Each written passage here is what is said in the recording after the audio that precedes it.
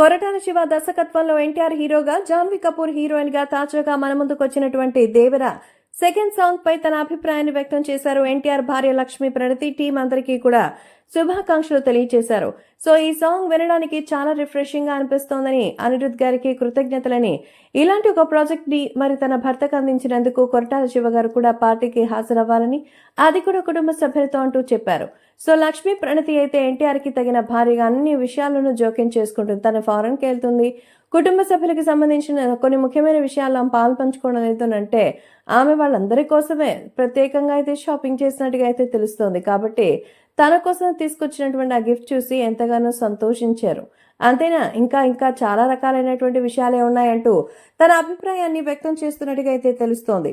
కాబట్టి లక్ష్మీ ప్రణతి అయితే ఈ రొమాంటిక్ సాంగ్ పై తన సంతోషాన్ని వ్యక్తం చేయడమే కాదు, మరి ఎన్టీఆర్ కి అలాగే ఇంకా టీం మొత్తానికి కూడా శుభాకాంక్షలు అందించిన ప్రతి ఒక్కరికి కూడా ధన్యవాదాలు తెలియజేస్తున్నారు.